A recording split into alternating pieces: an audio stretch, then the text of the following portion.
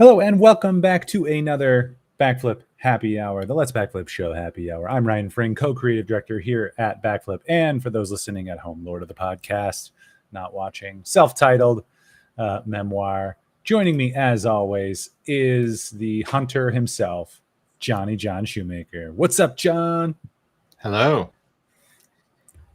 How'd it go this morning? Since you mentioned hunting, I'm actually like, I have like seasickness right now. I was in a tree this morning that was like that big around, and Ooh.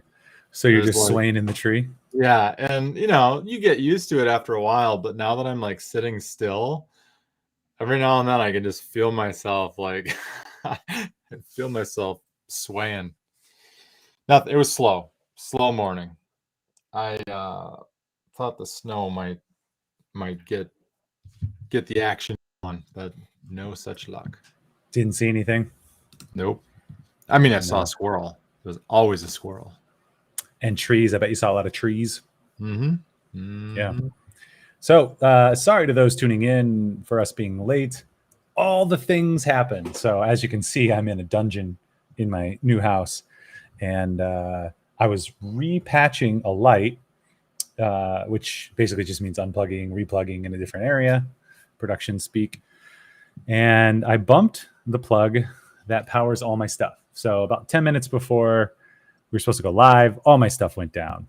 And the funny thing is, I have a UPS. So I bought a UPS for the router, uninterrupted power supply. I bought a UPS for the computer. So if we're away and things go down, then my home security system stays up, computer stays up and can report and do stuff, and I can connect for a little while at least. I hadn't set up the UPS yet on the computer, and I bumped the power and I killed the power to the computer, and I was like, had I set it up, we would have been good. So I took it as an opportunity to quick get that plugged in. So now we are rocking the UPS. So the whole power in the house can go down and we'll still have internet and the computer.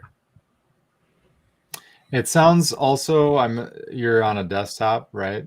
At home? Yeah. Yeah. Because I was going to say, that sounds like a good old fashioned, old style desktop power failure where it's like, oh no, this is going to be a 10-minute ordeal. Yeah. Well, and luckily it takes less than a minute to come back up. It's a very fast computer. I have it set up so I can edit here at home. But that was the first thing. And then the second thing, about 3 minutes to noon, we couldn't get Restream to work. No. Are you feeling your age right now, John? Because I am. Yeah, I just want the young punks to take over and be like, this is how you do it. That's how you do it, Grandpa. Just have somebody produce this for us. That'd be awesome. But in the meantime, we're here, so we'll do it. And today, what are we talking about? We're talking about let's make a Christmas video. What's that mean? Well, every year for the past many years, we'll have to figure out how many we've been doing and when there's a important anniversary coming up or something. But maybe like 8 years.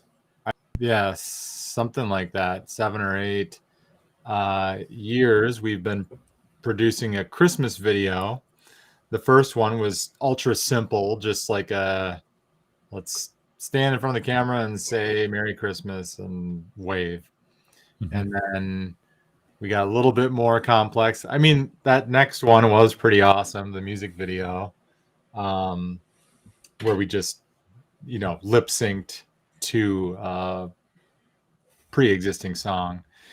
And then things just kept getting more and more complicated from there. So we've got, an office style spoof. We have a original musical, all just spoofs of actual songs, but all our own singing and lyrics. And then we've got a original medley, a cappella medley Zoom call. And then we have a post-apocalyptic Christmas. Yeah, we got to get that on our Christmas page. You can't see. Hang on. There we go. So we have a Christmas page. Let's backflip. Oh, and I Christmas. forgot about the Home Alone spook. Throw this up in the chat. Yeah.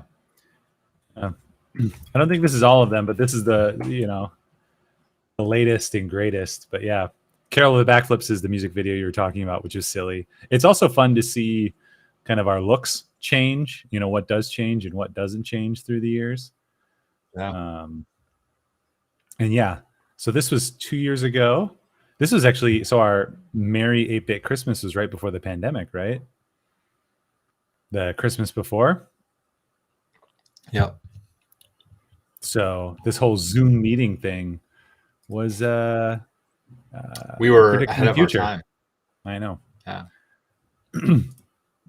Yeah, these are great. Also, it's like Phil would always wear his jeans, those kind of tan shoes, and a gray sweater. Looks like. I mean, down here it's a little different, but couple years of it. Yeah. That's really, really fun. It's Cool. the capsule wardrobe. Decision There you go. fatigue is a real thing. It's a power move. Yeah. Hmm. I'm thinking about I starting guess to wear just a black turtleneck and like acid wash jeans all the time. I wore a gray Henley and acid wash jeans yesterday, or actually they weren't acid wash. They were that 80s style kind of punk rock cloud pattern or whatever. Yeah. So I guess this is the latest one right here. Yeah, it's there. Yeah. We won't watch the whole thing, but I think it'll be useful maybe to see the intro and the outro just as way to clue people in on what we're talking about here. Let's do that.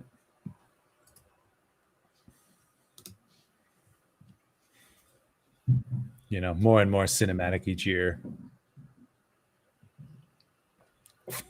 and ridiculous to some degree.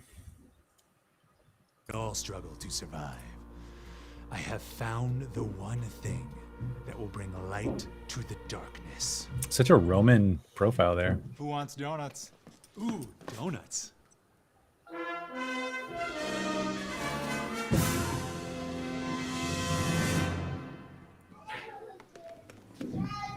Thought everyone Man. could make it in today. So good. I know we don't. It's funny too. We achieved quite the look in this video. Oh yeah, it was beautiful. And what was it? That first take, I was like, everyone's standing still, and then the action kind of happens, which is really, really funny. But really great. There's Shazam. He makes his way back into it as usual. So you can kind of see a little bit of just what we do. Oh, this was amazing because this goes back to all the previous Christmas videos. Yes. So Perfect. look at little John and little Ryan, and I wouldn't say I was little there, but younger. little in spirit. Little in age.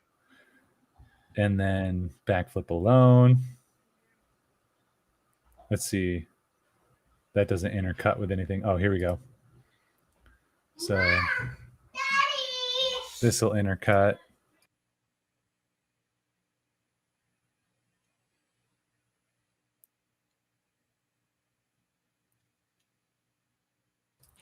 Intercut with Jeff and Max from back in the day. That's so much fun.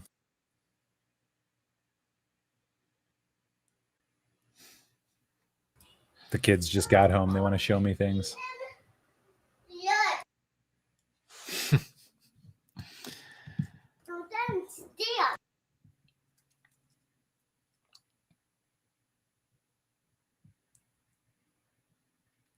Now I'm having a shouting match with the 2-year-old.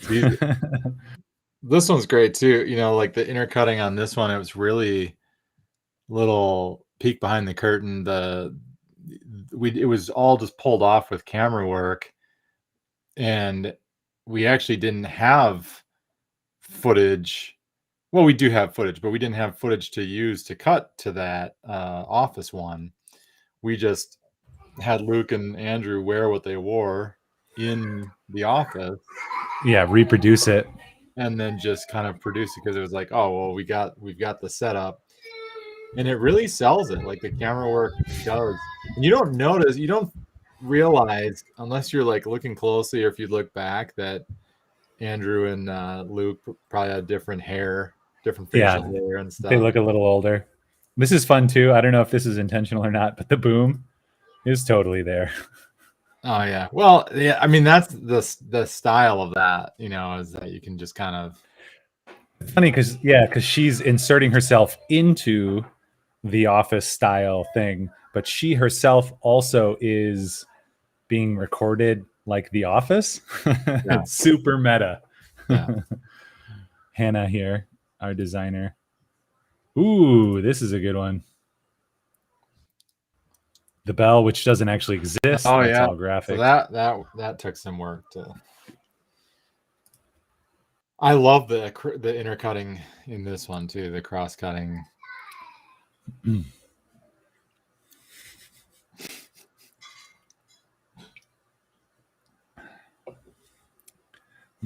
Yeah. Oh man, it works so well.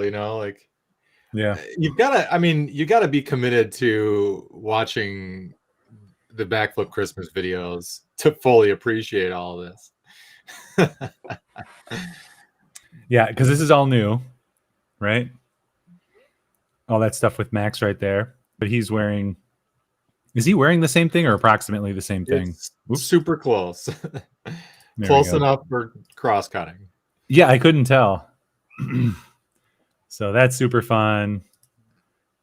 And then the Christmas review. Oh yeah, and then also by far the best shot, the lighting and color of any of our videos.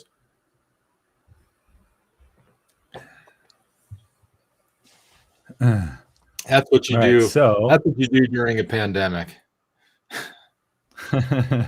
Phantom of the Opera. Also, that costume change is the best. We just boom. Shoehorn Max into all this, and then do the actual shot from the thing. Right. This is from we musical. Placed Max. Yeah, we just placed Max in, and it's all just creative. It's all just blocking because nothing's there. All that whole crowd of people is not in front, but it cuts perfectly. Also, Scott is still wearing all of this. I think. I don't think he ever changed out of this. He hasn't changed that. Yeah, that made it the easiest that he hadn't changed. I love too that Luke here is like a 12-year-old. He's so little. All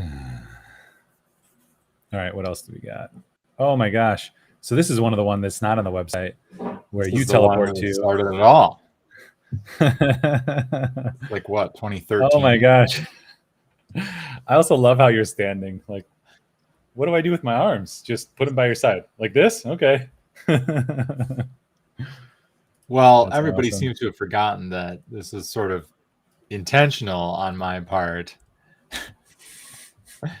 Nobody bothered to wear anything Christmassy for the video. So then I was like, fine, I'm just gonna be awkward. No, it's good. I'm intentionally dorky. So yeah, we had that natural green screen there, so that worked for you to pop in. Again, it looks so beautiful. Was this Jordan shooting? I think so. Who shot? I forget. So that's fun. I mean, and then we included the Troll Blade from Jeff. Mm-hmm.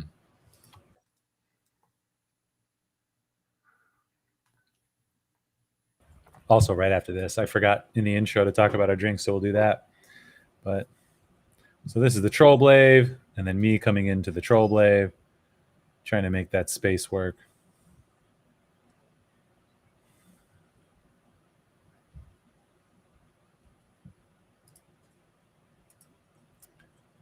Kind of works. It's the least integrated.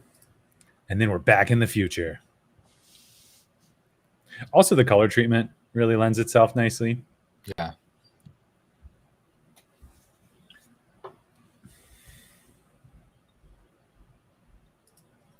And then we have 1, 2, 3 maxes. And this was when Max was not working for us Yeah. and just Well, working and for when you the other company. when you mess around with time travel, we got to have the classic, we've messed us some things up. We've got some paradoxes and some things that don't work. So that ends up coming back to haunt us. Yeah, it's so great. I also got to act for this. I got to stand in as the other Maxes for Max to act to. That green screen or that yeah, and Scott naming the rat after his son without thinking. No one appreciated that at home. They should have been honored. Will Yeah, should have right. been honored. Oh yeah, the fire that kind of worked. That was cool. Hannah created a cool fire. We just couldn't get it burning for long. Well, it burned for a little while, yeah. Yeah. Also, this roto work right here. The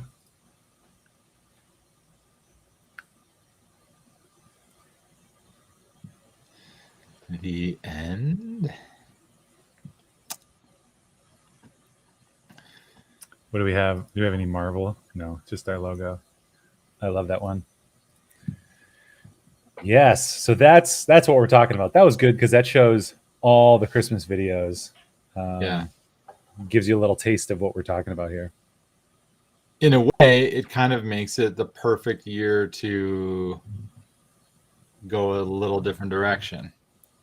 To get back off of, I guess we've kind of done, we did this as an ending to that one year. It's a Wonderful Backflip.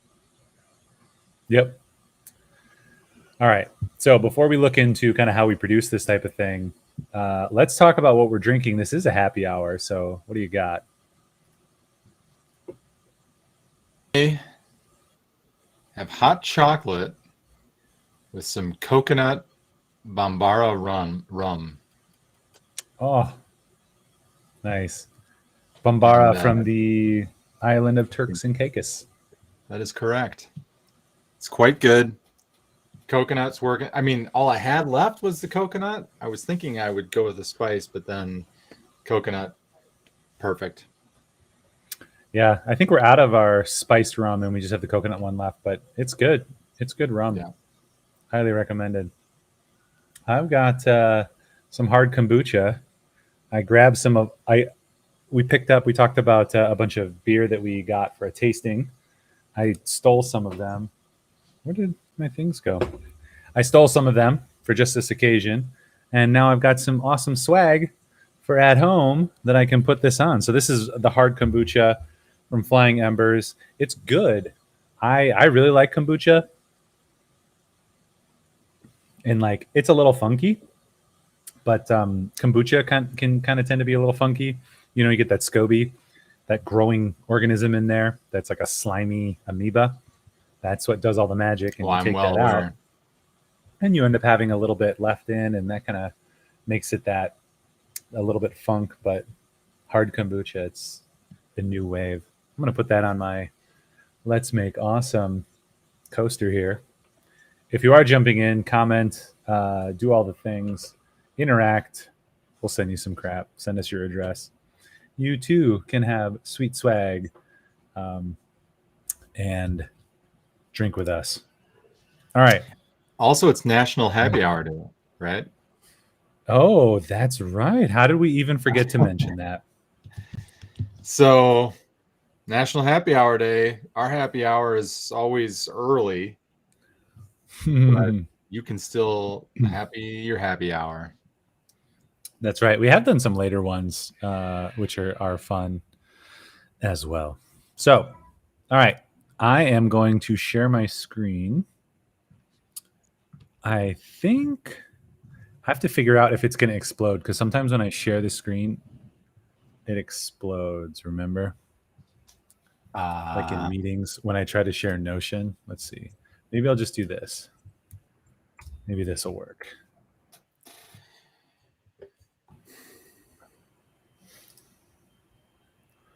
All right. So we're going to get super nerdy here. Let's do this. So this is a tool called Notion. I've talked about it before, I think. We've talked about it. It's just a great note-taking app. And this is the project. There we go. This is the file for the Christmas video project. So you can see there's a lot that goes into it, but what's kind of our approach each year, John, when we start to think about the Christmas video? Creatively, how do we approach it? Production wise, what are we thinking? Well, every year what's funny actually is that every year as we've started getting more complex with these videos, we keep talking about simplifying. And then every year we seem to keep pushing the envelope and going big. So that's not, directly answering your question, but it's just kind of a funny part of what's been happening. Another thing maybe to add in before we get into all the details is that this is why do we do this? I think, some people have asked me personally, people I know who run businesses or just friends of mine, and they like the videos, but they're like, why do you guys do that? That's a lot of work. Do you get a lot from it or whatever? I think, you can't really just put an ROI on it. There are clients that have pointed it out and liked it. But really it's just our opportunity I was thinking about this, talking to somebody the other day about the client experience and stuff. This is our opportunity to delight and surprise our client.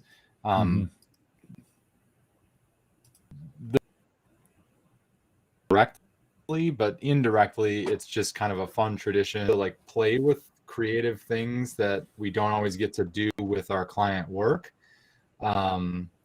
We can kind of take some risks and try out some things, kind of workshop them. There's lower risk because it's our own internal thing. So that's some other stuff alongside this project. Okay, so and that's a good point too. Is I think at one point we had to sell Scott on it too, because he's like, well, what's the business value? And this was kind of where our two worlds meet, where ROI is difficult to talk about with video sometimes, especially at the scale that we're talking about. But, through the years, Scott has seen the benefit of it. And that being, something else we have to convince new video clients of, or people new to video of, the return on investment for any type of video is difficult to measure. However, there is that anecdotal feeling and experience you can get from it. And if you don't feel that, that is maybe part of a lack of ROI, but you should hear people talking about it. You should see more traffic. It's kind of become the thing where people expect it from us. Clients expect it. They have told us that they wait, they're excited around Christmas to see when it gets sent out, and we share it with them, and how do you measure that as ROI? You can't in the same way McDonald's does with a commercial, and they advertise the burger and sales are up 3%. None of the businesses in our space have that type of data, but you can measure, okay, how many people have talked about it? What's the general sentiment?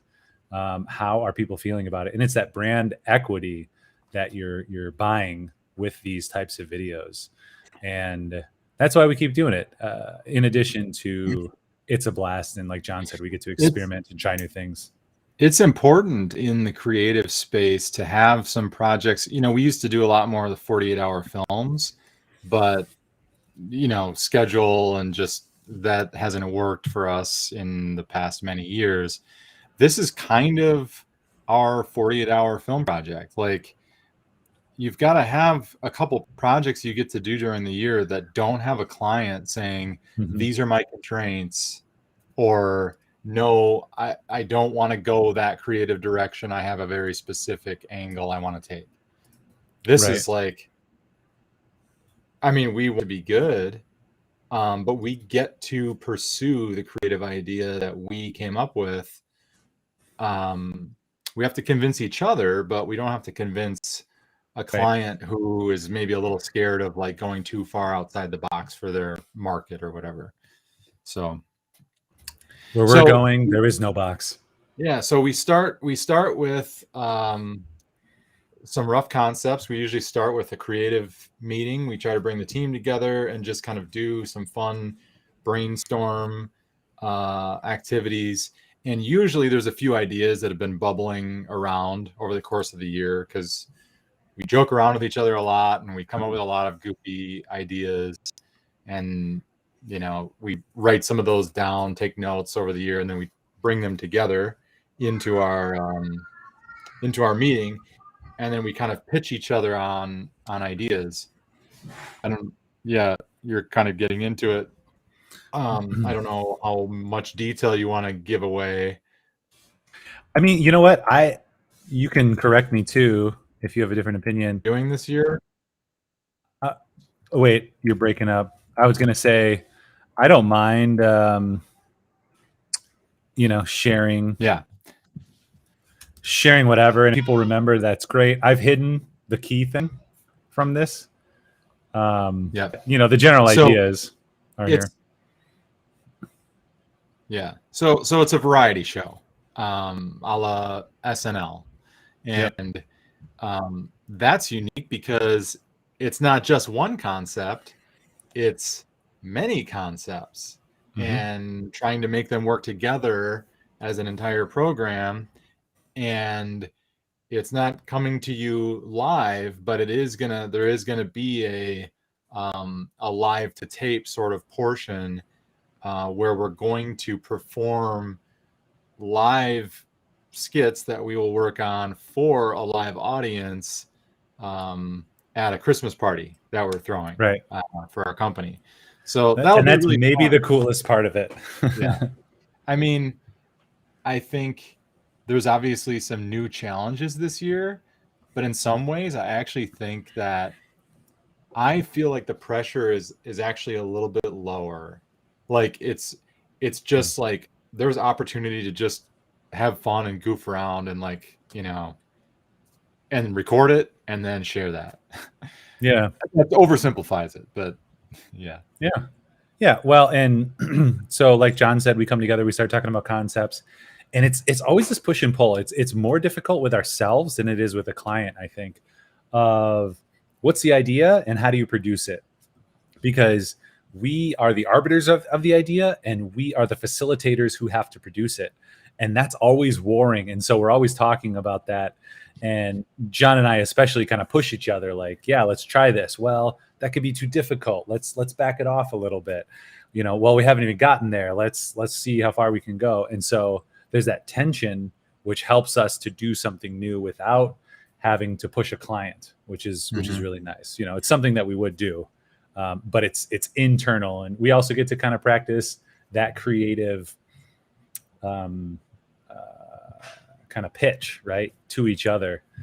And yeah, so we started off. We had a big meeting, just all the ideas, and basically over the next 3 weeks or so, we created this giant list. And a lot of these are Max coming up with crazy ideas and throwing them in here, which is one of the reasons we're so excited to have Max back as a part of the team again. Yeah, Max has a ton. I've got a few. I think there's a Jeff one, and maybe a group one or two that hit the list from our group discussion and meeting. I only have the group ones. I didn't come in later. The importance of having a lot of ideas, though, is that that's good brainstorming. Is just rapid fire. Not stopping yourself, thinking like, I don't really know if this is going to be good. This stage of the project is just get stuff out there. You've got to get these ideas out, because the next one might be the one that you want, but your brain's going to, this is creative process stuff. Your brain's going to keep working on the one until you've put it down or articulated it in some way. Yeah. There's a guy that Nat King Cole. Well, I guess I don't have to like keep this in the dark either. So Doug Vodel, I'm talking to him about being a speaker for the American Advertising Federation. You might remember him from years back. I actually quote him a lot. Doug who? He teaches improv in Chicago. Vogel, or what's his name? Yeah, Vogel or Vodel or something like that. Okay. And he teaches improv in Chicago. He actually, one of his students is the guy who played Jerry on Parks and Rec. And he actually years ago gave us a presentation on pitching creative to okay, to your clients and stuff. Mm-hmm. And so I've been talking to him about being a speaker. I'm excited about that for American Advertising Federation.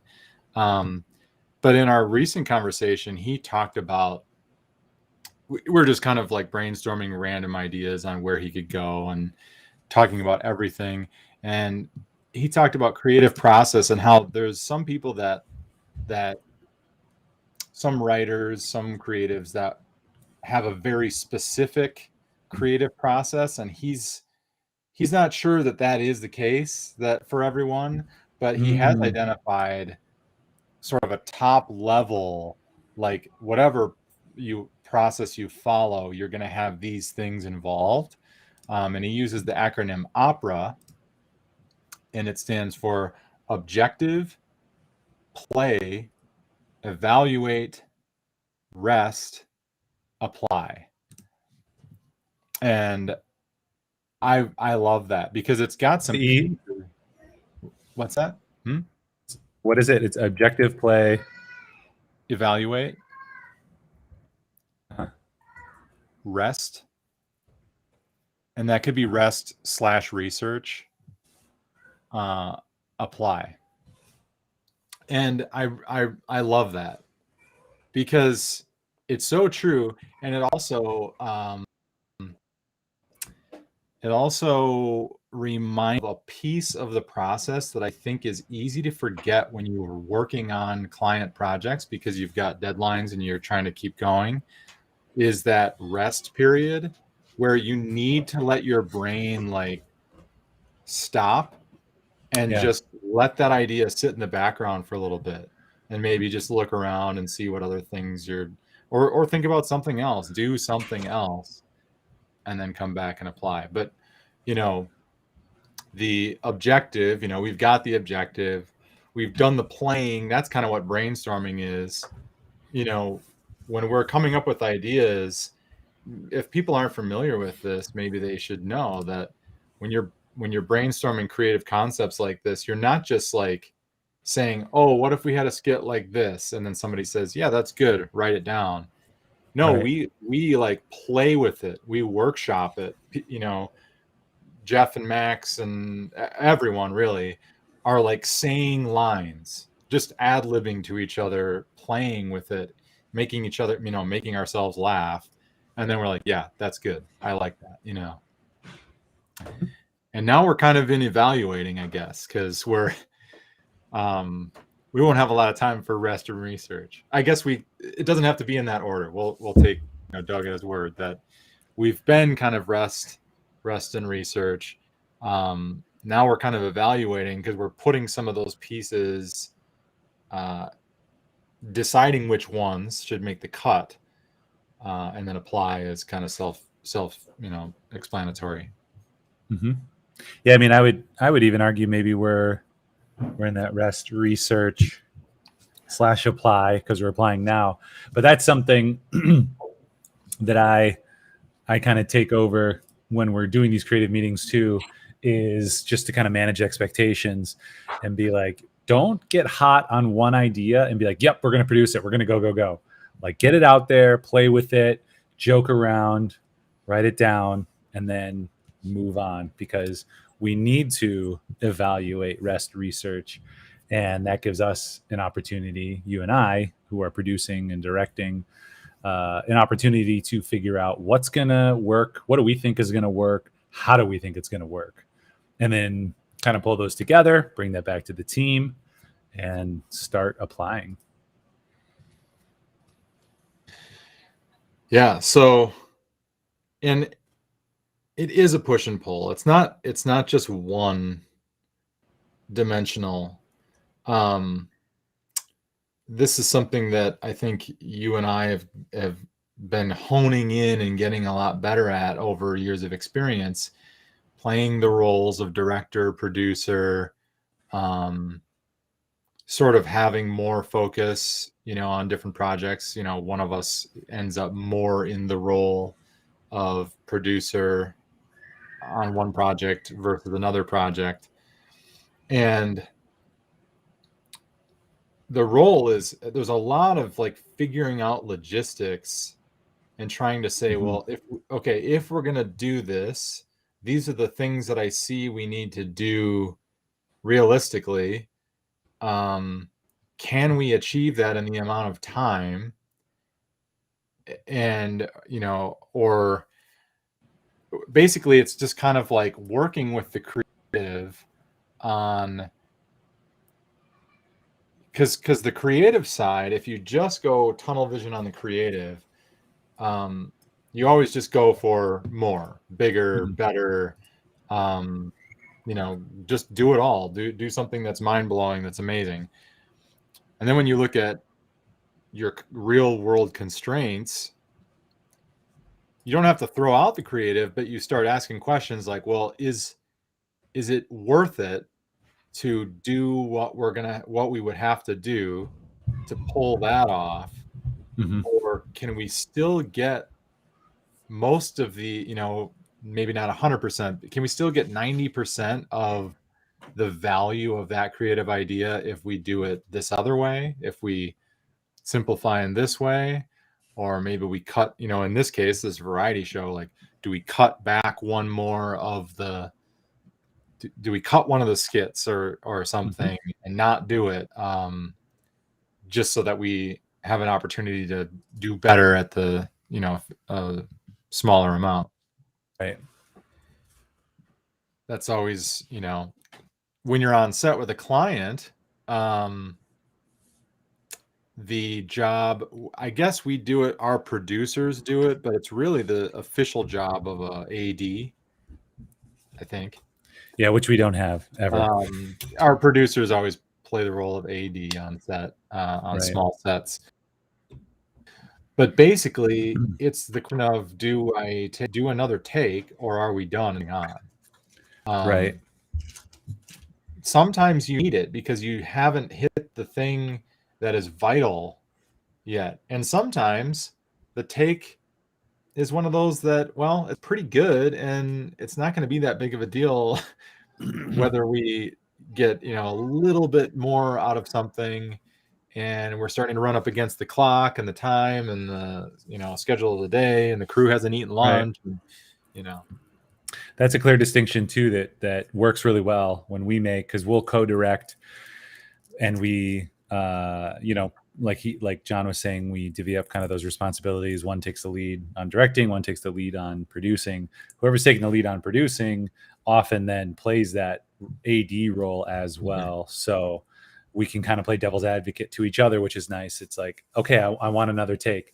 Then the other person can be like, all right, we're 30 minutes behind schedule, take that into account. If you want another take, that means less on other things. Is that worth it? Yes or no? Having that conversation. And then the person who is more in charge of creative doesn't have to think about the schedule as much, doesn't have to worry about it, can react when that feedback is provided, but is not being dominated by the schedule, and instead is really focusing on the creative. Yeah. So one of the unique things, obviously, with our own Christmas video, our own internal projects like this, are that we kind of have our set talent. It's not like discussion about that, because this is us. It's going to be us.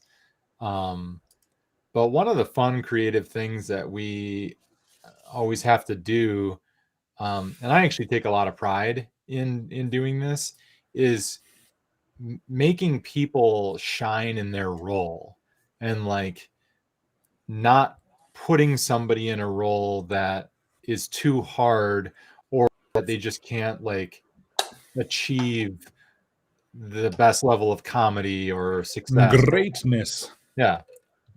So we just play into it. Like, not everybody is, none of us are professional actors. Some of us have way more acting experience. Some of us have next to zero acting experience, but we always figure out ways, even on fictional storyline scripts, that I feel like when we're kind of playing ourselves, it's a little bit easier, because you just kind of, okay, you got a few lines to deliver, and they're kind of leaned into a larger than life version of ourselves.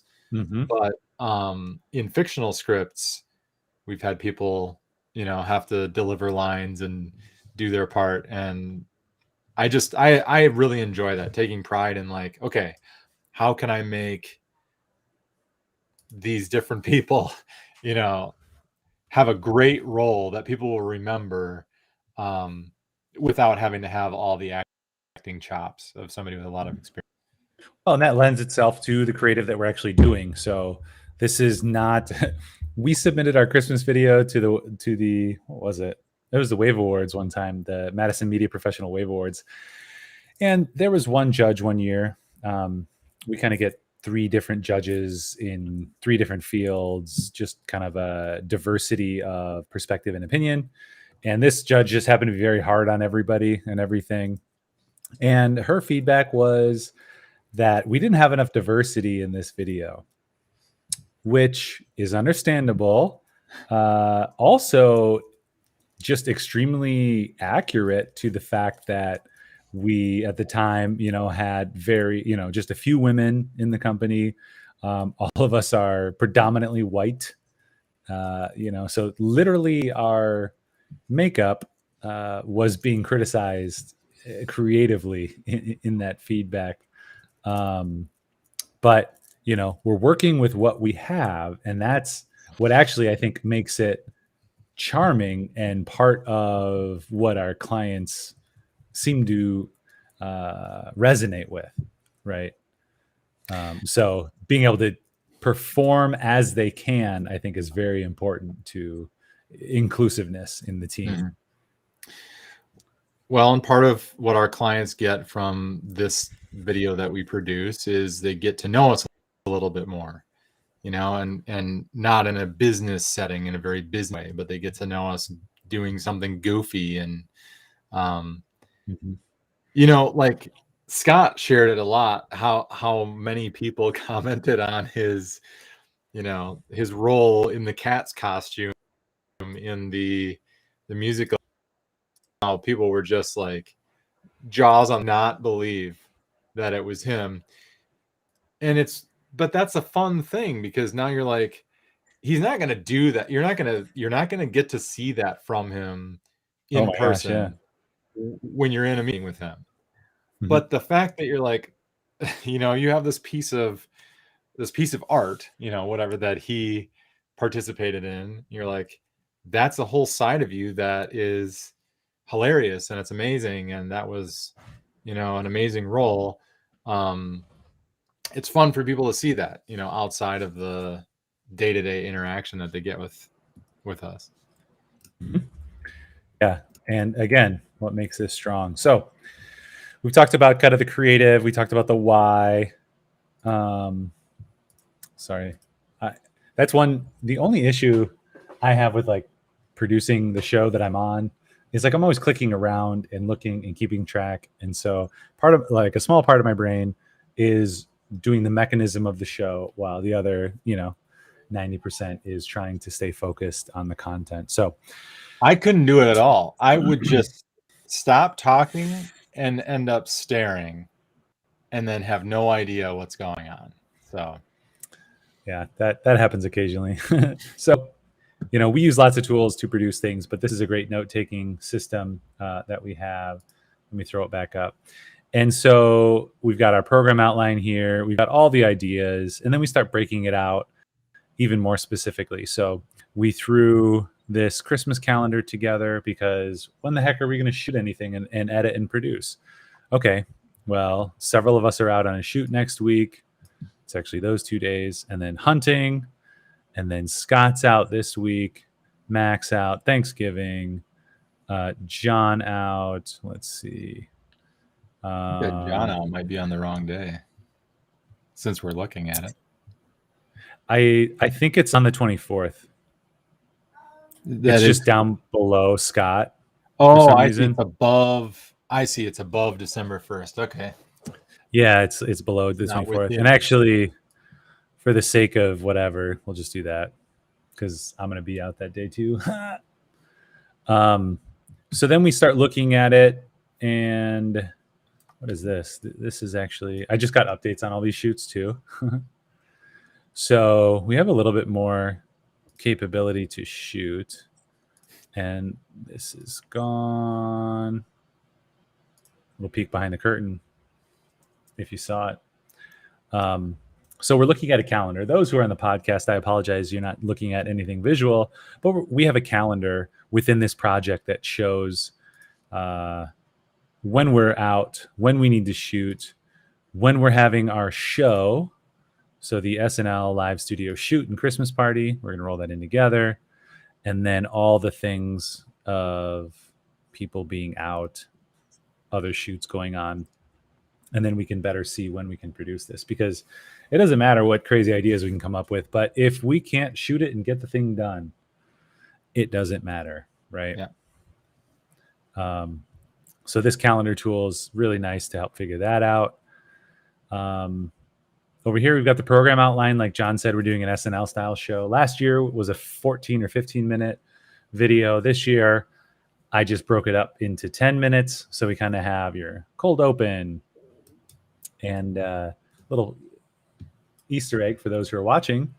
The sketch is going to be Christmas video auditions. So we are very meta with this stuff, but it's going to be fun because people get to play each other. It's the way to do it. So yeah, we get, we're going to pick maybe something that's very noticeable about a person, and in a fun way, rib them to all of our friends on the internet with this video. So we're playing each other in that. Cold open, title credits, commercial. We do awesome stuff with Carbon Force, so we got to throw something in there. Opening sketch, commercial 2, movie trailer, Hallmark spoof, Pineapple People. Who knows? Pineapple People's a crazy thing Jeff and Max came up with, and they keep bringing it up and they like it, and so that's something could go in there. Commercial 3, we are storytellers. We love to make fun of that. Second sketch, musical guest Josh Stromer. This is maybe one of the most exciting things about this. I mean, we're going to create some fun content, but Josh Stromer, who has worked with us for years, he scored the Rosary film. What else did he do? He did Electricity. He wrote, produced that for the EV Land short film we did with MG&E. He, as soon as John started talking to him, he quickly recorded something and sent it over, and we're like, oh my gosh, this is going to be amazing. We were just blown away. Commercial, should say koozie with a K. Ending, and then we get out, and then that's it. So we've broken it out into those core elements, and then we take it and we've created a tasks table. And since this is a copy of the actual project, it doesn't have the tasks, but all the tasks are on the calendar as well. And we see, okay, first draft of the script for commercial 1 beer has to be done here, reviewed here, and finalized here. Then we're shooting it here. So that's 4 different calendar items. Movie trailer, written here, reviewed here, finalized here, shot here, and then edited as well. So all of that goes into this project so that we can manage the 6 creatives who are putting in kind of pre-production work, so that when we get to production, it's kind of paint by numbers. You have a day, you have the script, it's all finalized, all the assets are there and ready to go. Because somebody said this yesterday in a directing course I was listening to. We often joke and say fix it in post, but that's just kind of a lazy man's way of thinking about things. What we actually want is to fix it in pre-production. Let's see that. There we go. We can be back. Fix it in pre-production. So if we think about it as much as possible and in every scenario in pre-production, then our production is going to be smoother, our post-production is going to be smoother, and we have to worry about a lot less details, and we can really focus on the art when we're in production. Well, and then you're saving in post-production to just make things better or the best that they can be, instead of fixing broken things in post-production. Fixing broken things that could have not been broken had you done it right, had we had more time or taken more time.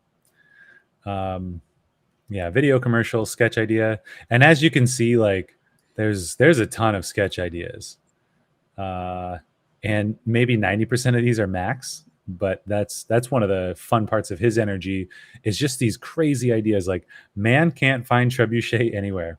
Dude walks into a hobby store and is infuriated they don't sell trebuchets. And you're like, why trebuchets? Doesn't matter, because it's the seed of this just energetic, comedic thing, right? So that's kind of what we're coming up with here. And then we take these, we see what resonates with us and what we want to produce, what we think can produce, put them into the schedule, and then we start rocking. Then we're off to the races. I probably should have written down an order of other things to talk about, but we kind of talked about how we come up with this, how we approach it, the producing that we're currently doing. What else? Anybody watching who has any questions? Oh, yes. If you have questions, ask us questions. Yeah, specifically Amanda, if you want to know anything, or Carolyn. But someday, pretty soon, Amanda's just going to be like sending, hey, when you're done, can you do this errand after? Yeah. Crew is a important part, especially when we're filming ourselves. Like, that's, again, another challenge of, we can't run the camera when we're in front of the camera. So if we've got sketches, or if we've got, concepts that involve less than all of us, we can kind of, run for ourselves.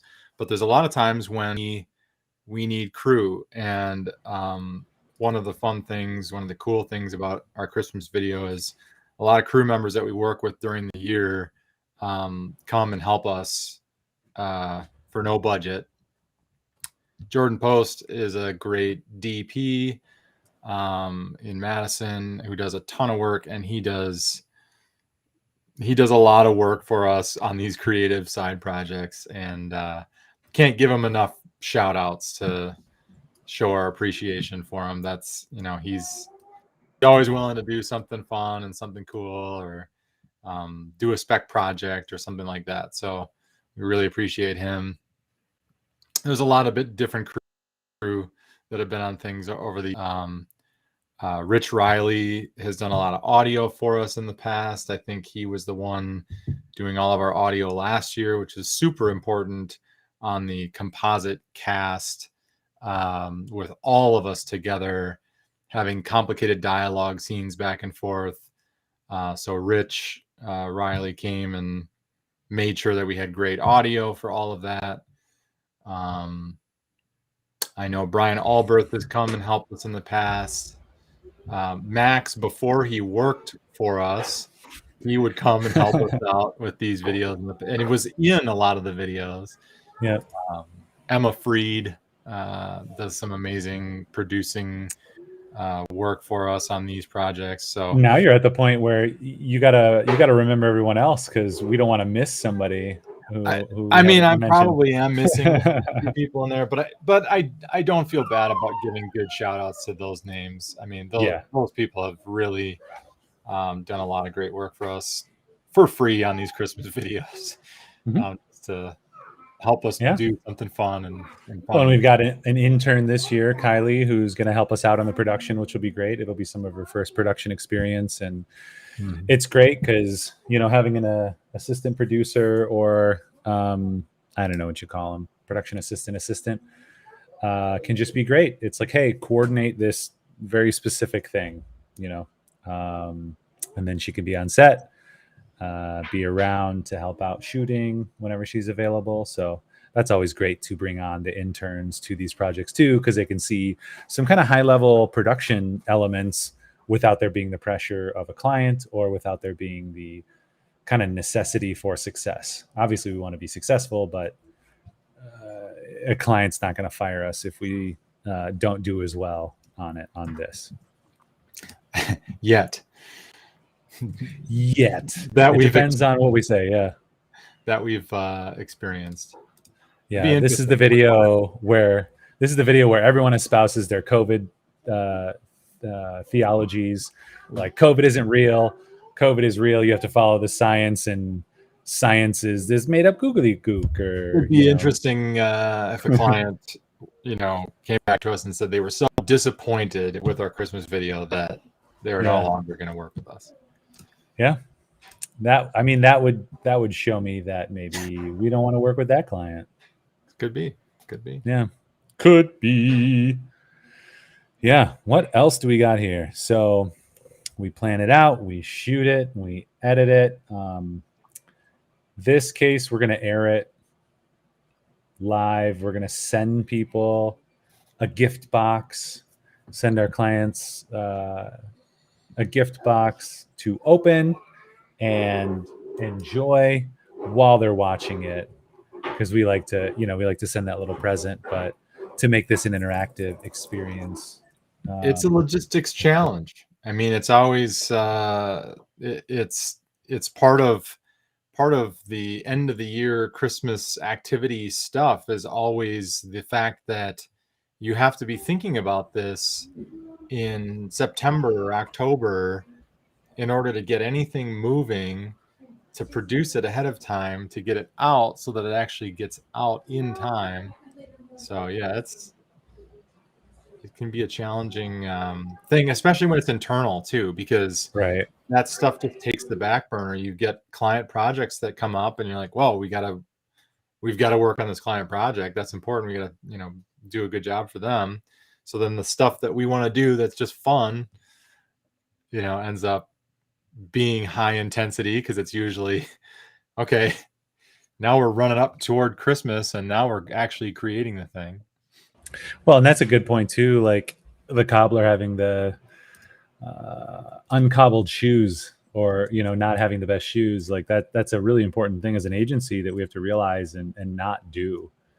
And we've gotten better over the years. We're definitely not great at it, but we're definitely getting better of no, we need to take the time to do this for ourselves. And that means we can't get that client thing done, in that time frame. So it's definitely a learning experience and something we're getting better and better at, but it's tough. And again, when you're like, well, what's the benefit? Well, people enjoy it, and they enjoy interacting with the content that we create, and that makes them think better about us, and they see kind of the range of what we can do, and there's greater opportunity for us to work with them and more people. So it's kind of like, I have soft skills. That's what these videos are. These videos are our soft skills to show. I don't know. I think that's it. We don't have any questions. That's okay. If you are listening to the podcast, you can ask questions too in whatever system you're in. We should be notified, and we can follow up later. Or you can hit us up on letsbackflip.com, and we'll follow up with that. Yeah, Boston Mark, man, what's up? This is the other stream I do. When I turn these on, I turned on the Bit Life show, and it started off as fitness, so I turned it to just chatting. So now you got the just chatting version. But there you go. Yeah. This is not fitness right now, even though every day is fitness. Yeah. So this video will be coming out at the end of December, likely. Should be pretty awesome. We always strive to get to a particular deadline. I think our deadline on here is Christmas. the 24th. Yeah. I mean, we've done it after, we've done it before. Yeah. Like, we're trying to coordinate the product with the video so people get the product and can enjoy that with the video at the same time, or the box. Mm-hmm. Yeah. What else? What else do we got? I think it's worth it. It's worth it to do. You know, it's worth it to do these things that don't always make perfect sense for, you know, business sense. Because if you're only ever focusing on that stuff, then you're not having fun. You know, I mean, business is fun. Work, the stuff that we do is fun. But if you don't take the time to really go after something that's really fun and just play around, Right. then you lose that, you know, this, like, doing. Well, why are we doing this? You know, Yeah, it gets back to that. Doing these projects makes us hungry to achieve this level of fun and creativity when we do client projects throughout the year. So it benefits that. It benefits our clients because we're like, hey, remember, let's try that thing that we did in the Christmas video. I wonder if that would work. You know, some technical things, you know, sometimes it's some camera trick or VFX thing that we're like, I wonder if we could do this, and we try it out in the safe space of our internal Christmas video. Yeah. Yep. And, you know, it feeds us. So that's important and good. So yeah. If you're in a field where you can do something fun like this, I mean, maybe even if you're in an office, just do something kind of goofy and fun, or a goofy gift, or, you know, whatever it is, because it feeds that creative need. It can set you out as a business, you know, set you apart. I'm not familiar with too many other people who do this. One of our partners, Paradigm, does, and they do some fun stuff as well. But beyond that, I'm not aware of too many other agencies that do a lot of stuff kind of to the level that we do for Christmas. So that helps set us apart, you know, and that's always a good thing. But yeah, I think that's it. We don't have to do too much else. It's National Happy Hour Day. So definitely continue drinking. We have a fish fry tonight, and my brother-in-law is coming into town, so I'm excited about that. We'll make a happy hour here at home. And if you don't yet, check out the Happy Hour podcast, Let's Backflip Show / Let's Backflip Show, or wherever your podcasts are sold. We're on Apple, we're on Google, we're on Amazon, we're on Stitcher, we're on Spotify. Where aren't we? Where aren't we, John? Nowhere. We aren't nowhere. So you can find us everywhere. Let us know in the comments or Facebook or wherever what you want to hear about. And you got to get Doug on. Doug should be on the show. So you should send his contact to Emily. That's a good idea. Yeah. That'd be so much fun. Yeah. We'll get him on. That's what we got. Check out our show. You can see the rest of the Happy Hour podcast too on Facebook or YouTube. And that's it. Anything else? May all your hours be happy, and may all the deer be in front of your tree stand. As they say in Wisconsin. Awesome. Thanks everyone for tuning in. Thanks, Old Johnson blessing. Thanks for tuning in. And we won't be here next Friday. What's next Friday? Oh, we're hunting. We're going to go hunting. And we won't be here the following Friday because that's Thanksgiving. But there's plenty of content. Look around, find it. Thank you. We appreciate you. That's what we got. See you next time. Bye.